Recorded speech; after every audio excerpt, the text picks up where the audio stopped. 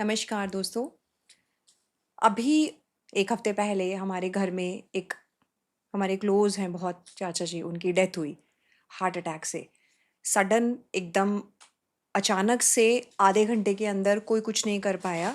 Hospital भी लेके गए बट डॉक्टर्स भी कुछ नहीं कर पाए और बहुत ही शॉकिंग न्यूज़ थी, बहुत ही शॉकिंग बिकॉज़ सारे बहन और भाइयों में सबसे छोटे थे ये चाचा जी एंड सबको एक्सपेक्टेशन होती है कि जो अभी बड़े हैं तो ऑब्वियसली छोटे को ऐसे कुछ नहीं हो सकता। बट जब मैंने आज इसको पढ़ा, इस चीज़ को जो भी मैं अभी आप लोगों के साथ शेयर करने जा रही हूँ, तो मुझे ऐसा लगा कि इसमें ऐज का कोई मतलब नहीं है, बड़े-छोटे का कोई लेना-देना नहीं है। इवन आप, मैं और इवन हमारे बच्चे सो कॉल्ड जो अभी यंग हैं, हम सब लोग इस चीज़ से एफ़िलिएटेड हो सकते हैं या कह सकते हैं कि इस चीज़ का शिकार हो सकते हैं। तो आज हम लोग बहुत इम्पोर्टेंट डिज़ीज़ के बारे में पढ़ेंगे, बीमारी के बारे में पढ़ेंगे, जो कि है हार्ट डिज़ीज़। हार्ट डिज़ीज़ मतलब जिसमें फाइनली एंड रिज़ल्ट क्या होता है कि आदमी को हार्ट अटैक आता है और वो ख़त्म हो जाता है, उसका दिल धड़कना बंद कर देता है। तो आइए शुरू करते हैं। Confronting and preventing heart disease the deadliest killer on the planet. अगर आप कहें कौन-सी बीमारी है जो हमारे इस प्लैनेट पे, अर्थ पे सबसे डेडली बीमारी है, तो वो है हार्ट अटैक, हार्ट डिज़ीज़। तो इस डिज़ीज़ से कैसे रूबरू हों, सामना करें इसका, इसको कैसे रोकें, प्रिवेंट करें, इसी को हम आज शुरू कर रहे हैं। ये एक लंबा जाएगा सीरीज़, तो आपको मेरे साथ बने रहना पड़ेगा कुछ अगली क्लासेस में। One downside of my profession is that too much knowledge can become its own kind of curse. ये एक डॉक्टर हैं जो बता रहे हैं कि मेरे प्रोफेशन का एक बहुत बड़ा साइड इफ़ेक्ट ये है कि बहुत ज़्यादा नॉलेज अपने आप में एक कर्स हो जाता है, मतलब एक श्राप हो जाता है। बहुत ज़्यादा नॉलेज जब आपको आ जाती है, तो आप चीज़ों को बहुत गहराई से समझने लगते हैं। As I delved back into the practice of medicine after my hiatus in the business world, it dawned on me that I already know how I am likely to die. I seem destined to die from heart disease. Author कहते हैं, जब मैंने business world में अपना थोड़ा-सा समय बिताया और उसके बाद मैं वापस अपनी मेडिसिन की प्रैक्टिस में आया, तो मेरे ऊपर एक चीज़ जैसे कहते हैं ना उजागर हुई, डॉन्ड ऑन मी। मुझे ये समझ में आया कि मुझे पहले से पता चल गया है कि मैं किस तरीके से मरने वाला हूँ। और ऑथर कहते हैं, ऐसा लगता है कि मैं हार्ट डिज़ीज़ से ही मरूँगा। मतलब मेरी डेस्टिनी ये है कि मेरे को हार्ट अटैक आएगा। और ऐसा क्यों लगा उनको? I wonder what took me so long to get the hint. Author कह रहे हैं, अब मैं सोचता हूँ पीछे जाके तो मैं इस चीज़ पे अचरज करता हूँ कि इतना समय कैसे लगा मुझे इस हिंट को पकड़ने में। When I was 5, my father's older brother Francis, his favorite of 8 siblings, died of a sudden heart attack at 46. देखिए, जो हमारे चाचा जी थे वो 60 पे अभी जस्ट रिटायर हुए थे। He died at the age of 60। और मेरे को ये शौक लग रहा था कि अभी उनके पास शायद 15-20 ईयर्स थे अपनी ज़िंदगी के, शायद। देखिए, लाइफ और डेथ हमारे हाथ में नहीं है, बट एक हम लोगों को देख-देख के, चूँकि आज हम लॉन्गेविटी की बात करते हैं और ऐसा समझा जाता है कि अब लोग ज़्यादा ज़िंदा रहने लगे हैं, तो ऑटोमैटिक आस-पास में सबको देख के एक बन जाता है कि हाँ, 70-75 तो मिनिमम सबको जीना ही होता है। ऑथर कहते हैं कि जब मैं 5 साल का था, तो मेरे पापा के बड़े भाई थे फ्रांसिस, और लेकिन मेरे पापा के सबसे फ़ेवरेट थे। ऑथर के पापा भी 8 बहन-भाई थे। और अचानक से जो फ्रांसिस थे उनकी डेथ हुई 46 की उम्र में हार्ट अटैक से। When my own brother Paul was born 2 days later, my grief-stricken father chose Francis as his middle name. और 2 दिन बाद मेरा खुद का भाई पैदा हुआ पॉल, और चूंकि मेरे पापा उस समय बहुत दुखी थे, उन्होंने पॉल का मिडिल नेम फ्रांसिस रखा अपने भाई के नाम पे। Just as certain names run in family, a propensity for early cardiovascular disease seemed to run in mine. Author कहते हैं, जैसे कि कुछ नाम होते हैं जो फैमिली दर फैमिली चले आते हैं, किसी का रखा फिर अगले का मिडिल नेम रखा, ऐसे उसी तरीके से ये जो हार्ट डिजीज़ या कार्डियोवास्कुलर डिजीज़ की जो प्रोपेंसिटी है, मतलब ये जो होने की लाइक्लीहुड है, ये जो हो सकता है, ये प्रोपेंसिटी मेरी फैमिली में चली आ रही है हार्ट डिजीज़ की। Another uncle suffered a fatal heart attack at 42। मेरे एक और अंकल थे, उनको 42 की उम्र में हार्ट अटैक आया, while a third made it to age 69 before his heart killed him. और तीसरे मेरे अंकल थे, चाचा या ताऊ जो भी थे, वो 69 की एज में, वो भी थोड़ा ज़्यादा जिए बट गए वो भी हार्ट अटैक से ही, which is perhaps more typical but still way too young. तो ये टिपिकल है बट उनके हिसाब से तो 69 भी जल्दी चले गए। My dad is lucky because he has lived to the ripe old age of 85 so far. Author कहते हैं मेरे पापा लकी हैं क्योंकि वो अभी 85 के हो गए हैं एंड वो स्टिल हैं. But even he has a stent in one of his coronary arteries, a souvenir of his own minor event in his mid 60s. लेकिन ऑथर कहते हैं मेरे पापा जो हैं 85 के हैं स्टिल ठीक है, लेकिन उनको भी अपने मिड 60s में, जब वो 60s में थे, तो उनको भी एक तोहफा मिला. क्या? उनकी एक कॉरोनरी आर्टरी में स्टेंट डालना पड़ा. मतलब नकली? नहीं, स्टेंट होता है एक मेटल का वायर. मतलब जब ऐसा लगा कि हार्ट अटैक आया तो, या पेन हुआ, चेस्ट पेन, उसके बाद उसको सीटी स्कैन में या फिर एंजियोग्राफी में चेक किया गया तो मालूम पड़ा वो जो एक खून की नली हार्ट को खून पहुंचाती है वो बंद हो गई. तो इसका मतलब हार्ट को ब्लड नहीं जा रहा, तो वहाँ पे एक मेटल का वायर डाल दिया जाता है जिसको स्टेंट बोला जाता है. तो इनके फादर को 60s में स्टेंट पड़ा था. शायद इसी वजह से उनकी लाइफ जो है वो 85 तक चल गई, बिकॉज पहले ही पकड़ लिया गया. क्योंकि अगर वो आर्टरी धीरे धीरे धीरे करके कम हो रही है, खून कम जा रहा है, तो पहले शुरू होता है इस्चीमिया. इस्चीमिया मतलब अब नीचे की हार्ट मसल्स को खून थोड़ा कम पहुंचने लगा है, तो मसल्स में पेन होता है. लेकिन अगर अचानक से वो आर्टरी पूरी बंद हो गई, ब्लॉक हो गई और खून एकदम कट हो गया, तो फिर मसल्स गई, फिर वो मर जाएंगी और फिर आदमी का हार्ट एकदम ख़त्म हो जाएगा. शायद कुछ इस तरीके का चाचा जी के केस में हुआ हो कि हार्ट की जो सप्लाई है वो बिल्कुल शट हो गई और मसल्स जो है डेथ हो गई, एंड आधे घंटे के अंदर मैसिव हार्ट अटैक, इंसान बचता नहीं है उसमें. तो ऑथर अपने पापा के बारे में बता रहे हैं. He felt chest pain one day at the limestone quarry where he worked and ended up in the ER where it was determined that he had a recent infarction. एक दिन पापा को चेस्ट पेन हुआ. वो जो mines होती हैं पत्थर की, लाइम की माइन थी, वहाँ पे काम करते थे, तो तुरंत उनको चेस्ट पेन हुआ, उनको इमरजेंसी में लेके गए, तो वहाँ पे पता चला कि उनको एक रीसेंट में इन्फाक्शन हुआ. इन्फाक्शन मतलब हार्ट की कुछ मसल्स डेड हो गई, उनको ब्लड नहीं मिल रहा था हार्ट की मसल्स को, तो कुछ मसल्स डेड हो गई. अभी पूरी तरीके से हार्ट रुका नहीं था, काम कर रहा था, तभी वो जिंदा थे, लेकिन कुछ मसल्स जो है वो मर गई, इन्फाक्ट हो गया उनमें मसल्स में. The stent, a little sleeve of metal wire was put in a year or so letter.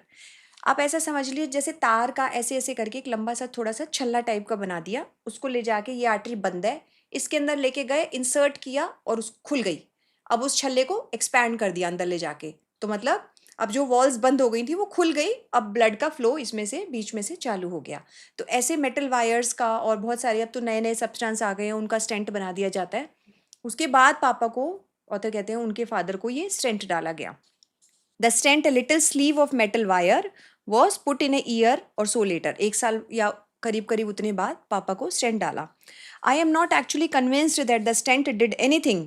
He was not experiencing symptom at the time it was placed, but perhaps it scared him enough to be more diligent with his medications and his diet. Author कहते हैं मैं तो actually convince हूँ कि उस stent की वजह से कुछ हुआ नहीं होगा, क्योंकि वो स्टेंट एक साल बाद डाला था और उस समय जब स्टेंट डाला था तब पापा को बहुत ज़्यादा सिम्टम्स नहीं थे. लेकिन वो जब स्टेंट डल गया उसके बाद पापा डर ज़रूर गए, क्योंकि उसके बाद वो अपनी मेडिसिन और अपनी डाइट के लिए बहुत रेगुलर हो गए, बहुत सतर्क हो गए, कायदे से लेने लगे. So even though my cholesterol profile is excellent and I eat sensibly, never smoke, have blood pressure normal and rarely drink alcohol, I am still at risk.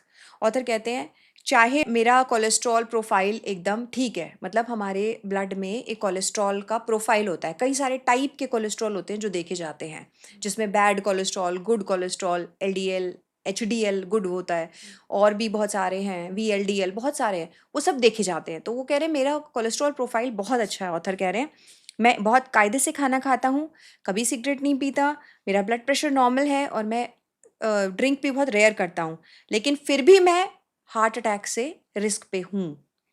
I feel like I am trapped in that Charlie Munger anecdote about the guy who just wants to know where he is going to die, so he will make sure never to go there. Author कहते हैं मुझे ऐसा लगता है मैं वो Charlie Munger की उस स्टोरी में फंसा हुआ हूँ जहाँ पे वो बताते हैं कि एक आदमी सोचता है कि अगर मैं उस जगह का पता कर लूँ जहाँ जाके मेरी डेथ होगी तो मैं उस जगह जाऊँगा ही नहीं, ना मैं जाऊँगा ना मैं मरूंगा. चार्ली मगर इन्वेस्टर है बड़ी में। आई नो, वैरेन बफे के जो राइट हैंड थे वही चार्ली मंगर हैं. स्टोरी? तो उन्होंने कहीं पे ये स्टोरी अच्छा सुनाई होगी ना चार्ली मंगर ने. अच्छा अच्छा. So unfortunately too often heart disease finds you. Author कह रहे हैं लेकिन तुम उस जगह ना जाओ, हार्ट डिजीज आके या हार्ट अटैक आके तुमको खोज लेगा. When I was in medical school, my first year pathology professor likes to ask a trick question. ये कह रहे हैं जब मैं अपने मेडिकल स्कूल में पढ़ता था तो फर्स्ट ईयर में हमें पैथोलॉजी पढ़ाई जाती थी। इंडिया में सेकेंड ईयर में पढ़ाई जाती है पैथोलॉजी। पैथोलॉजी मतलब बीमारियों के बारे में। कहते हैं हमारे जो प्रोफेसर थे वो एक ट्रिक क्वेश्चन पूछते थे, घुमाने वाला question. What is the most common presentation और सिम्टम ऑफ हार्ट डिजीज़? तुम बताओ, किसी को हार्ट डिजीज़ है तो सबसे ज़्यादा कॉमन सिम्टम क्या होगा उसका, मतलब क्या चीज़ होगी जो निकल के आएगी सबसे common? It wasn't chest pain, left arm pain or shortness of breath. The most common answer is, और वो बोलते थे ना तो चेस्ट पेन है मोस्ट कॉमन सिम्टम, भाई सबको ये लगेगा हार्ट अटैक आ रहा है तो चेस्ट पेन होगा, लेफ्ट हैंड पेन होगा, या फिर सांस नहीं आएगी। हम लोग यही पढ़ते थे कॉमन। प्रोफेसर कहते थे ना, ना तो वो लेफ्ट आर्म पेन है, ना चेस्ट पेन है, ना ही ब्रीदिंग की प्रॉब्लम है। सबसे कॉमन चीज़, कॉमन सिम्टम है सडन डेथ, अचानक से आदमी मर गया, समझो हार्ट अटैक। तो कहते वो ट्रिक क्वेश्चन था। You know the patient has heart disease because he or she has just died from it. अब तुम्हें कैसे पता चलेगा उसको हार्ट डिजीज थी? क्योंकि वो खट्टे से मर गया इंसान एकदम बिना किसी वार्निंग के। तो मोस्ट कॉमन सिम्टम क्या है? Sudden death. This is why he claimed the only doctor who truly understand cardiovascular disease are pathologist. फिर उनके सर जो है बड़े गर्व से बताया करते थे, इसीलिए जो रियल में हार्ट डिजीज या कार्डियोवास्कुलर डिजीज को समझते हैं वो है पैथोलॉजिस्ट। अब पैथोलॉजिस्ट का काम है बीमारी को समझना। जब आदमी गया तो वो अपने बारे में थोड़ा सा ग्लोरीफाइड करके चीज़ें बताते थे। His point, by the time a pathologist sees your arterial tissue you are dead. उनका पॉइंट था जब तक हम जाके तुम्हारी आर्टरी को निरीक्षण करेंगे तब तक तुम मर चुके होंगे। बेसिकली ये कह रहे हैं क्योंकि अब हमारे पास नए नए तरीके आ गए हैं, नए नए इंटरवेंशन आ गए हैं जिसमें कि हम कार्डियक कैथेटराइजेशन करते हैं। कैथेटराइजेशन का मतलब हम किसी बड़ी आर्टरी के थ्रू जाते हैं, चाहे हाथ की हो चाहे पैर की हो, वहाँ से एक मेटल का वायर डालते हैं। उस मेटल वायर के थ्रू हम हार्ट में पहुँचते हैं धीरे धीरे करके, और हार्ट की आर्टरी के अंदर जाके चाहे डाई डालते हैं या स्टेंट डालते हैं, दो प्रोसीजर करते हैं। अगर हम डाई डालते हैं वो डाई जाके आर्टरीज में फैलती है और फोटो खींचा जाता है, एक्सरे के अंडर में होता है, तो पता चलता है कहाँ पे आर्टरी बंद है कहाँ खुली है, कहाँ पे वो पतली हो गई है ब्लड फ्लो कम जा रहा है, कहाँ वो मोटी है, फिर वो सब एसेस किया जाता है। और दूसरा बेसिक कार्डिक लाइफ सपोर्ट, हमारे पास मशीन्स आ गई हैं, तुरंत शॉक दे के हार्ट को रिवाइव करती हैं अगर रिदम चली जाए या कुछ हो जाए। और हमारे पास ऐसी ऐसी ड्रग्स आ गई हैं जो अगर कहीं क्लॉट बनता है ब्लड में, प्लेटलेट्स का, ब्लड के सेल्स होते हैं या फैट का, तो वो जाके वो ड्रग्स उनको डिसॉल्व कर देती हैं। तो इन सब चीज़ों की वजह से हार्ट अटैक कम हो गए हैं। लेकिन अब ऑथर कह रहे हैं 1/3 ऑफ द टाइम आज भी हार्ट अटैक जान ले लेते हैं। अगर हार्ट अटैक आया तो 9 में से तीन लोग खत्म हो जाते हैं। सो रॉन क्रॉस जो है एक सीनियर साइंटिस्ट हैं ओकलैंड रिसर्च इंस्टीट्यूट के, उन्होंने एक स्टडीज़ में ये सारी चीज़ें बताई। Globally, heart disease and stroke, cerebrovascular disease, which I lump together under the single heading of atherosclerotic cardiovascular disease or ASCVD, represents the leading cause of death, killing an estimated 2,300 people every day in the United States, according to CDC, more than any other cause, including cancer. Author कहते हैं कि ये दो बीमारियां हैं जिसको मैं एक साथ रखता हूँ, एक तो हार्ट अटैक और दूसरा वो जो पैरालाइज हो जाता है। उसमें क्या होता है? स्ट्रोक, उसको हम बोलते हैं, एक को तो हार्ट अटैक बोलते हैं, दूसरे को स्ट्रोक बोलते हैं। जिसमें क्या हुआ, हार्ट अटैक में तो हार्ट की जो ब्लड वेसल्स हैं वो ब्लॉक हुई, और स्ट्रोक में ब्रेन की जाके जो वेसल्स हैं वो ब्लॉक हुई, ब्रेन को ब्लड नहीं मिला, उतना पार्ट जो है ब्रेन का ख़त्म हो गया काम करना, आदमी का पार्ट गया, आइदर दिस फेस चला गया, हाथ चला गया, पैरालिसिस हो गया। तो ऑथर कहते हैं मैं दोनों बीमारियों को एक साथ क्लब करके बोलता हूँ कि एथेरोस्क्लेरोटिक कार्डियोवास्कुलर डिजीज़, मतलब उसमें भी क्लॉट्स बनते हैं, नलियाँ पतली हो जाती हैं। एथेरोस्क्लेरोसिस का मतलब ये है जहाँ पर भी ब्लड की जो नलियाँ हैं वो सिकुड़ जाएँ, पतली हो जाए, उनका ल्यूमन छोटा हो जाए, जहाँ से ब्लड पाइप, एक तरह से पाइप जो है वो कम हो गया, अब यहाँ से ब्लड जाना कम हो गया। तो ये कह रहे हैं कि ऑलमोस्ट 2,300 लोग रोज मरते हैं केवल यूएस में। ये centre of disease control CDC एक यूएस की संस्था है जो ये रिपोर्ट करती है। इतना कैंसर से नहीं मरते हैं जितना कि हार्ट डिजीज़ और स्ट्रोक से मरते हैं लोग। It's not just men who are at risk. American women are up to 10 times more likely to die from atherosclerotic disease than from breast cancer. US में बहुत हल्ला होता है कि ब्रेस्ट कैंसर से बहुत फीमेल्स मरती हैं, फीमेल्स में बहुत डोमिनेंट है। लेकिन ऑथर कह रहे हैं ब्रेस्ट कैंसर से 10 गुना ज़्यादा लेडीज़ हार्ट अटैक से मरती हैं। Not a typo, 1 in 3 versus 1 in 30। जहाँ ब्रेस्ट कैंसर से 1 in 30 फीमेल्स मरती हैं, हार्ट डिजीज से 1 in 3 मरती हैं। But pink ribbons for breast cancer far outnumber the American Heart Association's red ribbons for awareness of heart disease among women। कह रहे हैं फिर भी जो एक रिप्रेजेंटेशन है कि पिंक कलर का रिबन ब्रेस्ट कैंसर पेशेंट्स को रिप्रेजेंट करता है वो वहाँ पे, और जो हार्ट एसोसिएशन है उसका रेड रिबन है, उसके बावजूद वो कह रहे हैं कि पिंक रिबन की अवेयरनेस ज़्यादा है यूएस में, हार्ट डिजीज़ की अवेयरनेस कम है, लोगों को पता ही नहीं है, जबकि ये 10 गुना ज़्यादा किलर है इवन इन फीमेल्स।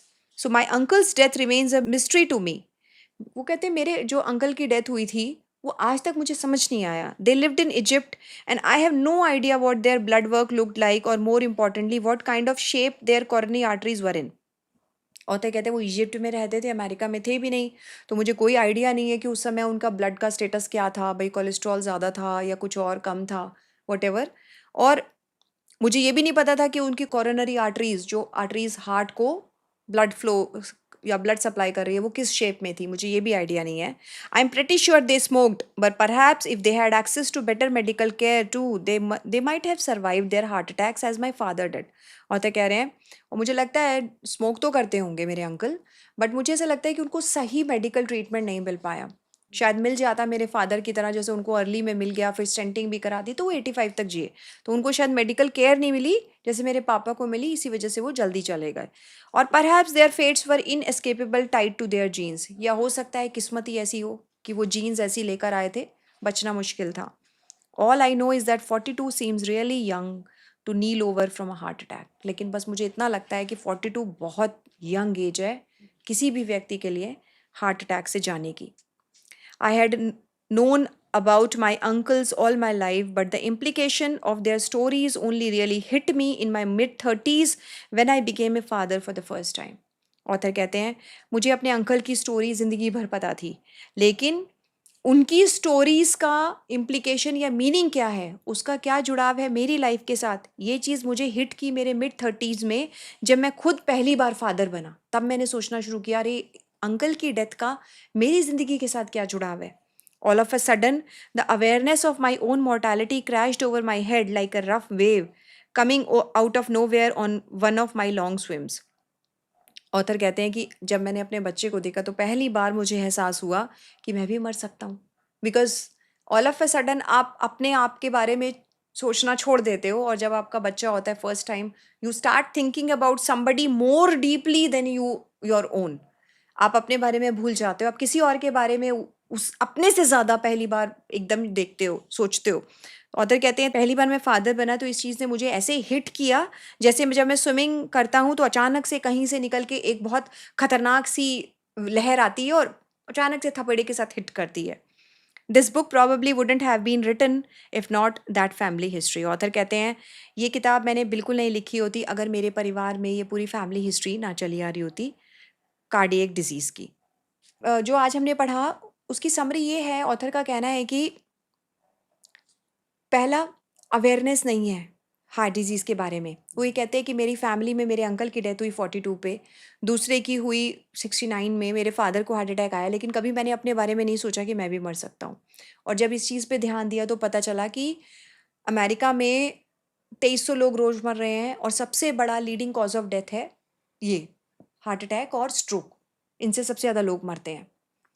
लेकिन गुड न्यूज़ ये है कि आगे हम पढ़ेंगे जिसमें ऑथर ने ये बताया है कि इन चीज़ों के बारे में अगर हम जानते हैं तो ही हम कुछ कर सकते हैं, क्योंकि मोस्ट ऑफ द टाइम्स जैसे हमारे घर में भी एक डेथ हुई, उस डेथ ने हमको हिट किया। शायद अगर उस डेथ ने हमको हिट नहीं किया होता तो आज मैं इस वीडियो को इतनी एनर्जी से नहीं बना रही होती। तो कई बार आपकी ज़िंदगी में कुछ होता है जो आपको एकदम ठक से करके लगता है, और तब आप चीज़ों को, नॉर्मल चीज़ों को जो पहले से आपकी आँख के सामने थी, उसको एक नई लाइट में देखना शुरू करते हैं। तो मुझे लगता है ये वीडियो एक अवेयरनेस वीडियो की तरह है हमारे व्यूअर्स के लिए, जो इन चीज़ों के लिए और अलर्ट हो पाएंगे और चीज़ों को नई लाइट में देख पाएंगे। यही। Thank you.